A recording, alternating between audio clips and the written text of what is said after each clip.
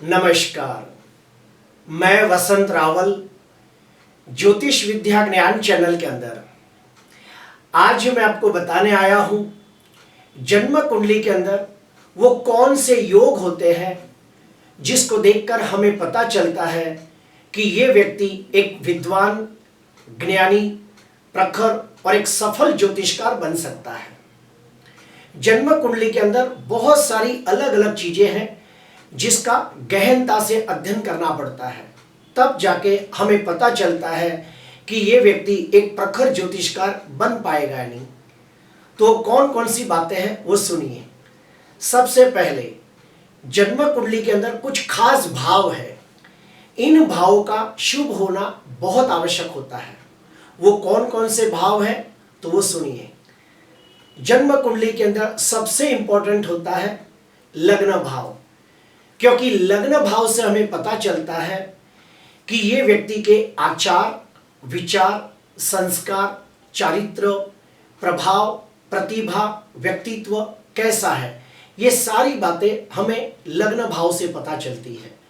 तो लग्नाधिपति का शुभ होना बहुत आवश्यक है, या फिर लग्न भाव के अंदर कुछ शुभ ग्रह होना अति आवश्यक है। दूसरे नंबर पे आते हैं कुंडली का दूसरा भाव। दूसरा भाव इंपॉर्टेंट क्यों है?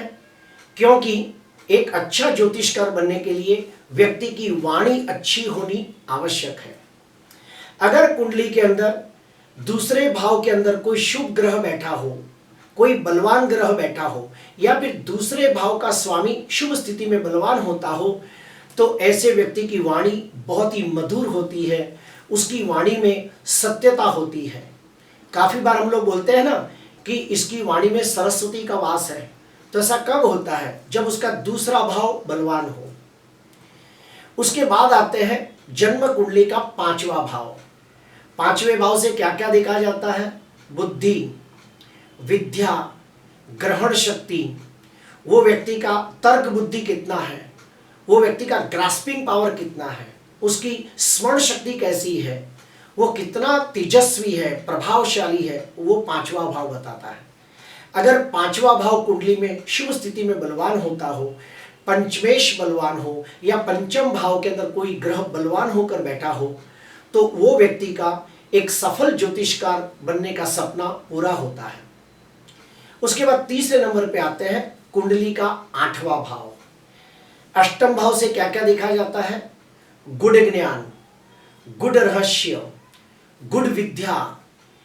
और जन्म कुंडली के अंदर जिसकी भी कुंडली में अष्टम भाव के अंदर कोई ग्रह बलवान स्थिति में हो, या फिर अष्टमाधिपति बलवान होकर बैठा हो, तो वो व्यक्ति निश्चित तौर पे एक अच्छा और सफल ज्योतिषकार बन सकता है, एक विद्वान और प्रखर ज्योतिषकार बन सकता है। उसके बाद आते हैं जन्म कुंडली का नवम भाव, जिसे हम भाग्य भाव कहते हैं। अगर भाग्य भाव शुभ स्थिति में बलवान हो, यानी कि भाग्याधिपति बलवान हो, भाग्य स्थान के अंदर कोई शुभ ग्रह बलवान होकर बैठा हो, तो ऐसे व्यक्ति भी एक अच्छे ज्योतिषकार बनते हैं। क्यों? क्योंकि नवम भाव ज्ञान, धर्म, आध्यात्म, दैवी शक्ति, सद्गुरु, गुरु की कृपा, यात्रा, तीर्थ यात्रा, ये सभी का स्थान है। अगर नवम भाव बलवान हो तो वो व्यक्ति निश्चित तौर पे विद्वान, ज्ञानी, धार्मिक, आध्यात्मिक होगा, और उसके पास वेद, शास्त्र, पुराणों का ज्ञान भी होता है, जो एक ज्योतिषकार के लिए बहुत आवश्यक होता है। उसके बाद आता है कर्म भाव। अगर कर्म भाव के अंदर ही सूर्य, बुध, गुरु, शुक्र, शनि या केतु जैसे ग्रह बैठे हो, तो भी ऐसा व्यक्ति एक विद्वान और प्रखर ज्योतिषकार बन सकता है। इसके अलावा भी और भी बहुत सारी बातें हैं, जैसे कि चंद्र गुरु की युति गज केसरी योग बनाती हो, तो ऐसे व्यक्ति एक प्रखर ज्योतिषकार बन सकते हैं। कुंडली के अंदर सूर्य बुध की युति बुध आदित्य योग बनाती हो, तो ऐसे व्यक्ति भी एक सफल ज्योतिषकार बन सकते हैं। कुंडली के अंदर सूर्य उच्च का हो, तो भी ऐसा व्यक्ति सफल ज्योतिषकार बन सकता है।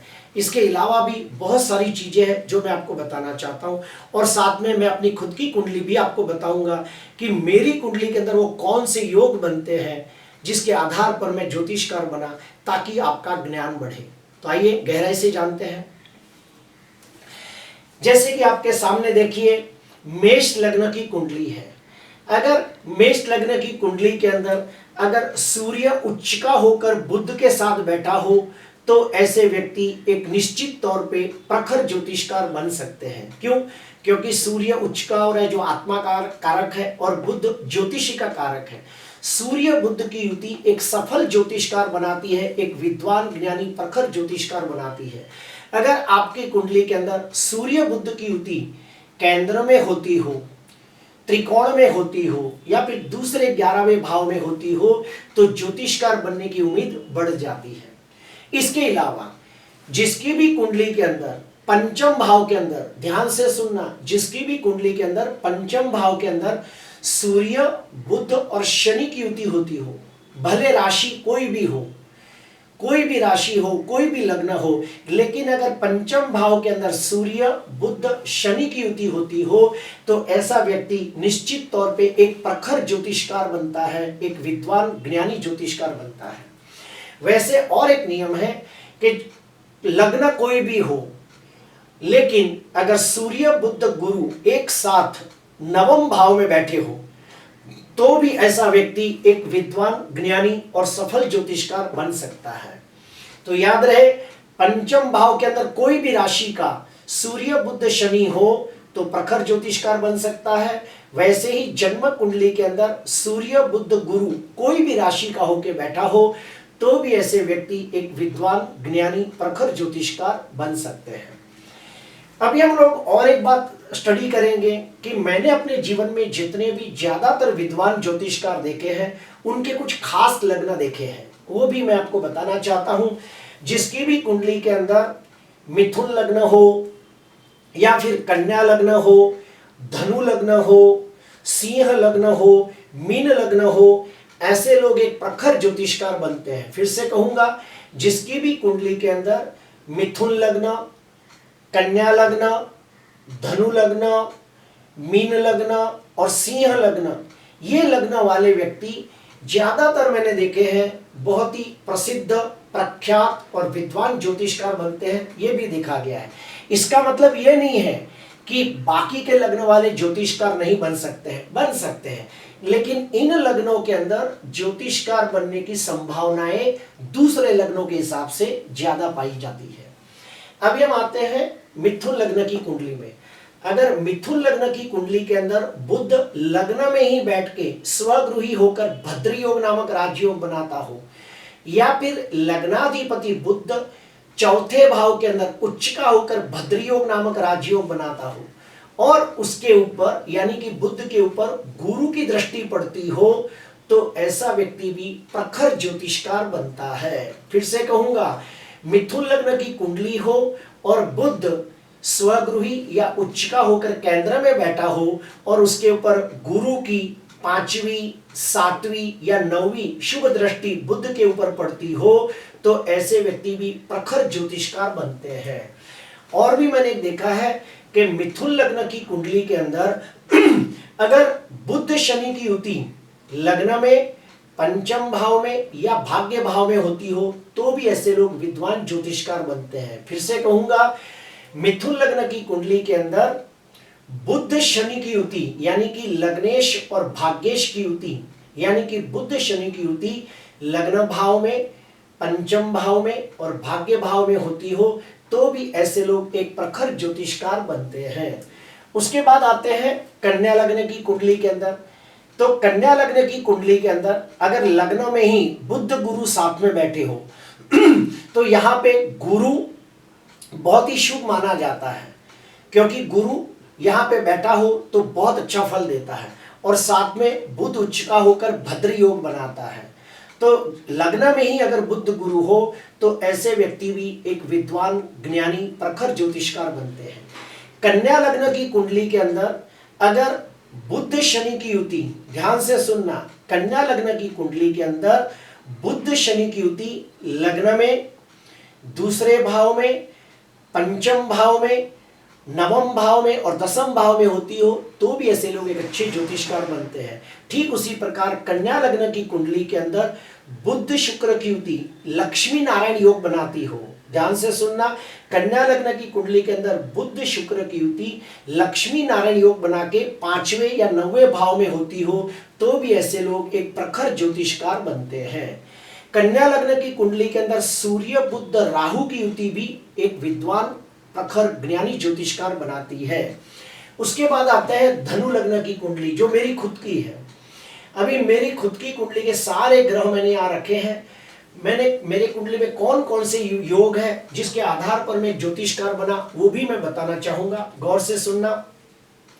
सबसे पहला, लग्नाधिपति गुरु दसम भाव के अंदर केतु के साथ युति करके धर्म ध्वजा योग बना रहा है। फिर से कहूंगा, लग्नाधिपति गुरु दसम भाव के अंदर केतु के साथ अंशात्मक युति करके धर्म ध्वजा योग बना रहा है। तो जिसकी भी कुंडली के अंदर गुरु केतु की अंशात्मक युति होती हो और धर्म ध्वजा योग बनता हो तो वो भी एक प्रखर विद्वान ज्ञानी ज्योतिषकार बन सकते हैं। दूसरा, मेरी कुंडली के अंदर आप देखिए कि भाग्याधिपति सूर्य पंचम भाव के अंदर उच्च का होकर बैठा है। तो यहां पे लागू होता है भावात भावम नियम, यानी कि नवम भाव का स्वामी नवम भाव से नवम भाव, तो यहाँ पे भावात भावम नियम हुआ जिसे हम परम भाग्य योग भी कहते हैं। तो नवम स्थान का मालिक नवम स्थान से नवम स्थान में, तो इसे भावात भावम नियम और परम भाग्य योग भी कहते हैं। और उसके साथ देखिए सूर्य बुध की युति है, यानी कि 9वें और 10वें स्थान के स्वामी एक साथ बैठे हैं, तो ये एक विद्वान प्रखर ज्योतिषकार बनाते हैं। और हाँ, जिसकी भी कुंडली में बुध शनि की युति होती हो तो उनका कैलकुलेशन बहुत जबरदस्त होता है। जिसकी भी कुंडली में बुध शनि साथ में हो वो एक अच्छे गणितज्ञ भी बनते हैं, ये भी देखा गया है। क्यों? क्योंकि ज्योतिषकार की सबसे बड़ी क्वालिटी होता है उसका मैथमेटिक्स, उसका गणित। जिसका गणित अच्छा हो वो व्यक्ति एक अच्छा ज्योतिषकार बन सकता है। तो आप यहाँ पे देखिए भाग्याधिपति कर्माधिपति के साथ शनि भी बैठा है, तो बुध सूर्य बुध शनि की युति पंचम भाव में कोई भी राशि में होती हो तो ऐसे व्यक्ति एक अच्छे ज्योतिषकार बनते हैं। उसके बाद आपको मैं बताऊंगा अष्टम भाव जो गुण ज्ञान का है। तो गुण ज्ञान का स्वामी कौन है? चंद्र है, क्योंकि उधर कर्क राशि है।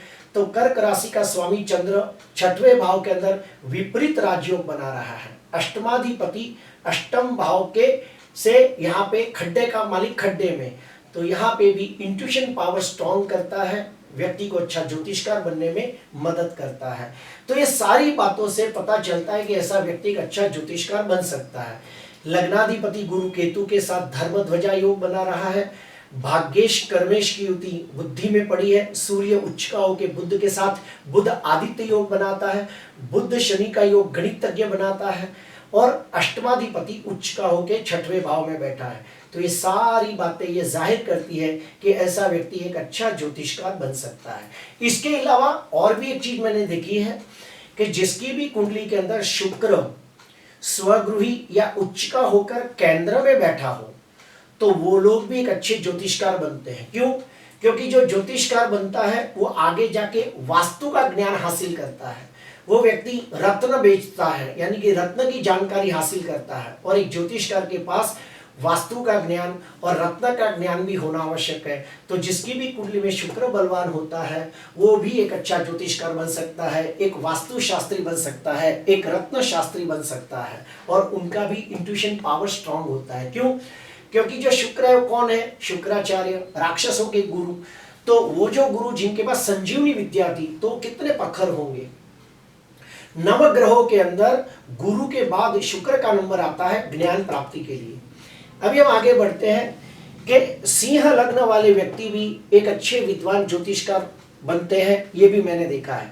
अगर सिंह लग्न की कुंडली हो और लग्न में ही सूर्य बुध गुरु की युति होती हो तो वो लोग एक प्रखर विद्वान ज्ञानी ज्योतिषकार बनते हैं। और आप खुद ही देखें, यहाँ पे सूर्य बुध की युति बुध आदित्य योग बनाती है। उसके बाद सूर्य गुरु की युति राज लक्षण योग बनाती है। और ये लोग एक अच्छे सलाहकार भी होते हैं। सिंह लग्न की कुंडली के अंदर सूर्य बुध गुरु की युति अगर पंचम भाव में होती हो या नवम भाव में होती हो तो भी प्रखर ज्योतिषकार बनते हैं। फिर से कहूंगा, कुंडली के जो महत्व की योग कारक ग्रह हैं, आप देखिए सूर्य बुध गुरु, ये तीनों ग्रहों की युति अगर सिंह लग्न की कुंडली में, लग्न में, पंचम भाव में या नवम भाव में होती हो तो ऐसे व्यक्ति एक प्रख्यात सुप्रसिद्ध नामचीन ज्योतिषकार बनते हैं, ये भी देखा गया है। और उसमें भी अगर ऐसी स्थिति के अंदर, अगर उनकी कुंडली के अंदर गुरु की स्थिति ज्यादा शुभ हो तो लोग उनको मरने के बाद भी याद करते हैं, ये भी देखा गया है। फिर आखिरी एग्जाम्पल आता है मीन लग्न की कुंडली। तो मीन लग्न की कुंडली के अंदर आप देखिए चंद्र गुरु की युति गजकेसरी योग बना रही है। तो जिसकी भी कुंडली के अंदर गजकेसरी योग बनता हो वो लोग भी एक अच्छे ज्योतिषकार बनते हैं। या फिर ऐसा भी होता है कि चंद्र कोई भी भाव में बैठा हो लेकिन उसके ऊपर गुरु की 5वीं 7वीं या 9वीं दृष्टि पड़ती हो तो भी ऐसे लोग एक विद्वान ज्योतिषकार बनते हैं। प्रिय दर्शकों, मेरे जजमेंट के अनुसार जो मैंने 27 साल में जो ज्ञान प्राप्त किया है उसके अनुसार मैं कहूंगा कि जिसकी भी कुंडली के अंदर सूर्य बुध की युति होती हो तो एक अच्छा ज्योतिषकार बन सकता है। जिसकी भी कुंडली के अंदर गुरु केतु की युति धर्म ध्वजा योग बनाती हो वो भी एक अच्छा ज्योतिषकार बन सकता है। जिसकी भी कुंडली में सूर्य बुध शनि की युति अगर केंद्र त्रिकोण में होती हो तो भी ऐसे व्यक्ति के अच्छे ज्योतिषकार बन सकते हैं। जिसकी कुंडली में सूर्य बुध राहु की युति होती हो, ध्यान से सुनना, जिसकी कुंडली में सूर्य बुध राहु की युति होती हो और केंद्र त्रिकोण में होती हो तो भी वो लोग एक अच्छे ज्योतिषकार बनते हैं। प्रिय दर्शकों, ज्योतिषकार बनने के लिए काफी बार चंद्र को भी माना जाता है क्योंकि चंद्र मन का कारक है, भावनाओं का कारक है। अगर कुंडली के अंदर चंद्र कर्क राशि का हो, वृषभ राशि का हो और कुंडली के कोई भी भाव में बैठा हो और उसके ऊपर गुरु की पूर्ण दृष्टि पड़ती हो तो भी ऐसे लोग एक विद्वान ज्ञानी प्रखर ज्योतिषकार बनते हैं। प्रिय दर्शकों, ज्योतिषकार बनने के बहुत सारे नियम हैं जो मैं 10 मिनट के अंदर या 20 मिनट के अंदर बता नहीं सकता हूं। कम से कम 400 नियम हम निकाल सकते हैं, लेकिन इन शॉर्ट में इतना ही कहूंगा कि जिसकी भी कुंडली के अंदर पहला, दूसरा, 5वां, 8वां, 9वां और 10वां भाव शुभ स्थिति में हो, जिसकी भी कुंडली के अंदर सूर्य बुध गुरु, उसके बाद केतु भी एक अच्छा ज्योतिषकार बनाता है। अगर कुंडली के अंदर केतु बलवान होके, उच्च का होके अगर कोई अच्छी जगह पे पड़ा हो तो वो भी एक अच्छा ज्योतिषकार बनाता है। और गुरु और केतु की युति तो जबरदस्त ज्योतिषकार बनाती है, ये भी मैंने देखा है। तो सूर्य बुध गुरु, उसके बाद शनि और केतु, ये 5 ग्रह ज्योतिष बनने में बहुत मदद करते हैं। इसके अलावा फिर ये भी देखा जाता है कि वो व्यक्ति के आचार विचार संस्कार चारित्र कैसा है, उसे कोई बुरी आदत तो नहीं है, वो कैसे ज्ञान प्राप्त करने में कितना इंटरेस्ट लेता है। बहुत सारी चीज़ों को देखने के बाद फिर कौन सी महादशा चल रही है, क्योंकि जब शुभ ग्रहों की महादशा आएगी तो ही उसे ज्योतिष सीखने का मन करेगा और वो ज्योतिष के ज्ञान को आसानी से ग्रहण कर पाएगा। तो इसके लिए बहुत सारी चीज़ों का गहनता से अध्ययन करने के बाद हमें पता चलता है। लेकिन मैंने पूरी कोशिश की कि आपको बताने की कि एक अच्छा ज्योतिषकार कैसे बन सकता है या फिर कौन सी स्थितियाँ एक अच्छा ज्योतिषकार बनाती है। आज के लिए बस इतना ही। आपको अच्छा लगा तो ज़रूर लाइक करना। नमस्कार।